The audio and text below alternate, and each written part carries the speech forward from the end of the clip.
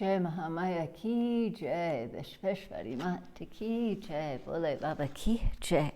We'll go on with excerpts from chapter 30 of book 9 of Srimad Devi Bhagavatam. Savitri said, "O Dharma Rajan, kindly tell me in detail about those works that lead the meritorious persons to heavens and various other spheres."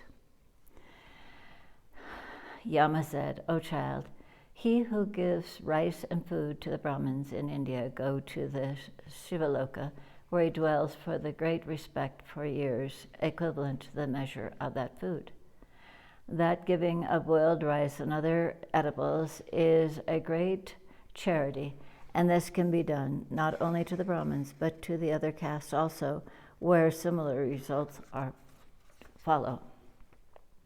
There is or will be no other charity superior to this charity of Anna, which is the giving of rice and other edibles. For here no distinction is made as to what caste will get it or not, nor the discrimination of time when to give such a charity. O child, seats, asanas given to the Devas and the Brahmanas carry the donor to the Vishnu Loka.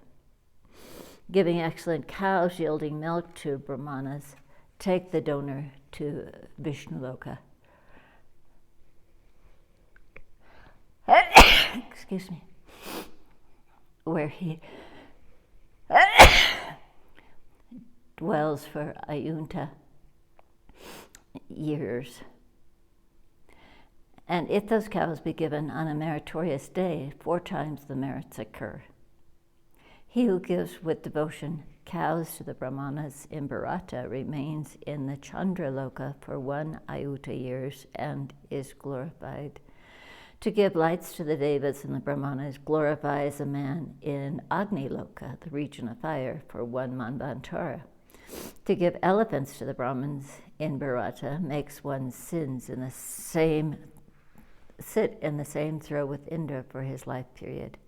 Giving horses to the Brahmanas makes one remain in Varuna Loka for 14 Indra life periods. Giving grains and jewels makes one long-lived, and both the donor and the receivers go certainly to Vaikuntha. He who gives rice and delicious fruits to the Brahmanas remain with glory in the Indra Loka. He gets again a good birth and gets excellent sons. To give thousands trees while there are fruits on them, or 9 fruits only to the Brahmanas, makes one enjoy the heavens for a long, long time. And when he comes back, then to Bharata. To give various things and good edifices with grains, etc., to the Brahmanas leads one to the region of the Devas, where he remains for 100 manvantaras. Then he gets a very good birth and becomes the master of abundant wealth. He who gives with devotion to the Brahmanas' land certainly goes for 100 manvantaras and remains there in glory for 100 manvantaras, and coming again to be born in good wombs, and they become kings. The earth does not leave him for 100's birth. He becomes prosperous wealth and possesses many sons and becomes the lord of his subjects. He who gives his whole property to a Brahmana gets in the final end 4 times that. There is no doubt in this. The devotees of Mula Prakriti go to Manidvipa, the highest place of the Bhuvaneshwari Devi, and remain there, and they see the fall of innumerable Brahmas. The worshippers of the Devi mantra, when they quit their mortal coils, assume divine appearances endowed with manifestations of powers, and free from birth and death and old age, assume the Saryupa of the Devi and remain in her service. They reside in Manidvipa and see the part pralayas. The Devas die, the Siddhas die, the whole universe vanishes, but the Devi Bhaktas never die, and they remain free from birth, death, and old age. He who offers tulsi leaves to Bhagavan Hari in the month of Kartika resides for 3 yagyas in the temple of Hari. Getting again a good birth, he acquires the devotion of Sri Hari and becomes the foremost of those who restrain their senses.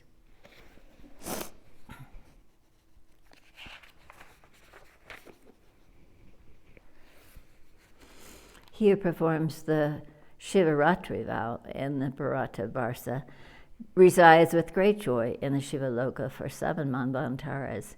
He who offers the bay leaves to Shiva in Shivaratri time resides with great joy in Shiva's abode for as many yugas as there are the numbers of leaves that he offers. Getting again a good birth here, he acquires the devotion to Shiva and becomes learned, prosperous, and possesses sons, subjects, and land. He who performs the great Durga Puja in the month of autumn of the Mula Prakriti with incense, lights, offering of goods, together with dancing, music, and various other auspicious things, resides in the Shiva Loka for 7 manvantaras, getting an excellent birth and a pure understanding. He gets unbounded prosperity, sons, and no doubts grandsons. There is no doubt in this. Again, he who worships daily with devotion for a fortnight, beginning from the 8th day of the bright fortnight, the Devi Mahalakshmi remains in the region of Golaka for 14 Indra's lives. Then, obtaining an excellent birth, he becomes a sovereign.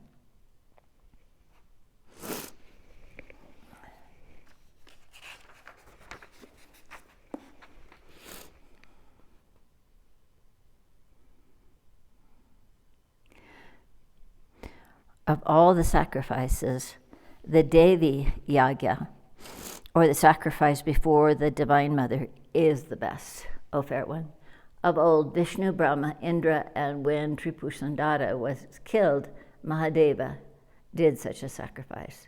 O beautiful one, this sacrifice before the Shakti, the Divine Mother, is the highest and best of all sacrifices. There is nothing like this in the 3 worlds. The performance of this sacrifice brings fruits equal to performing thousands and thousands of Rajasya sacrifices. Therefore, there is no other sacrifice greater than the Devi Yagya. One becomes surely endowed with long life of 100 years and is liberated while living. He becomes equal to Vishnu in knowledge, energy, strength, and asceticism. This is as true as anything.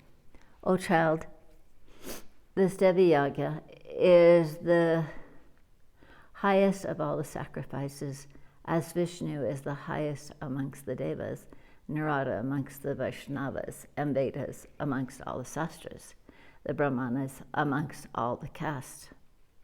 It is by the influence of bathing in all the tirthas, performing all sacrifices, observing all the vratras, practicing all the austerity, studying all the Vedas, and circumambulating the whole earth, that this highest Shakti service is ordained, and this service of Shakti is the direct cause of mukti, liberation.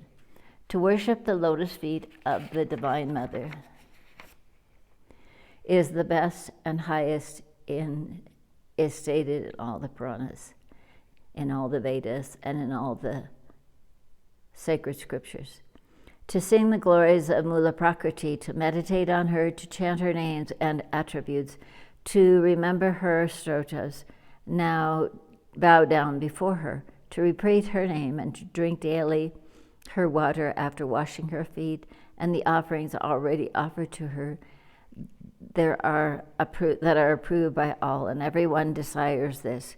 So worship this Mula Prakriti, who is the nature of Brahma, and to whom is again endowed with Maya.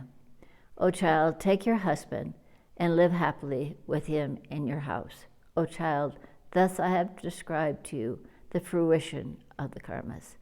This is auspicious to every human being, desired by all and approved by all. The real knowledge springs from this. There is no doubt in this.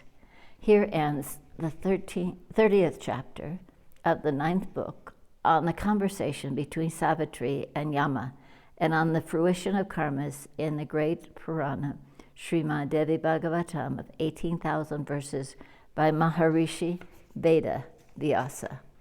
Jai Mahamaya ki jai, Vishveshwari Mati ki jai, Bole Baba ki jai.